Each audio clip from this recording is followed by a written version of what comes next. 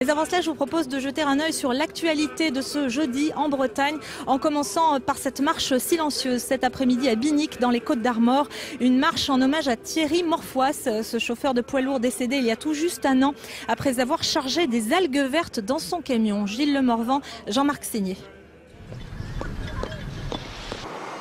À Binic, un an après le drame, ils sont une soixantaine à être venus rendre hommage à Thierry Morfoys, chauffeur de 48 ans mort d'infarctus au volant de son camion, après avoir déchargé 3 cargaisons d'algues vertes ramassées sur la plage. Une marche blanche à l'initiative du comité de soutien à la famille, toujours en quête de vérité.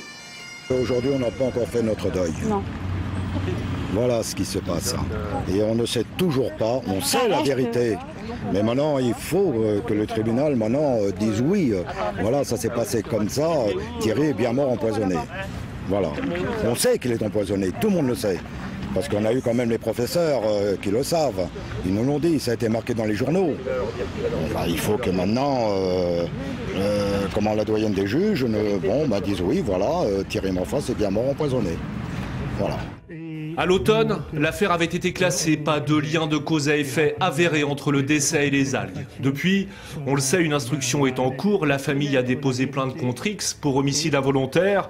Il faut enfin que les autorités reconnaissent dans l'affaire Morfoys ce qu'il y a un an ils savaient déjà, diront les intervenants, les algues en décomposition dégagent un gaz mortel, de l'hydrogène sulfuré.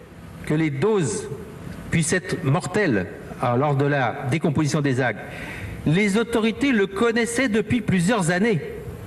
En effet, en 2001, 8 ans auparavant, un dramatique accident est survenu sur une plateforme de compostage d'algues à Bauptes, en Basse-Normandie, provoquant déjà le décès par intoxication de 2 ouvriers. Et les exemples tragiques sont nombreux, ajoutera le scientifique. Dans ces conditions, obliger la famille Morfoys à aller en justice pour espérer la vérité sur la mort de Thierry, c'est lui infliger une longue et double peine.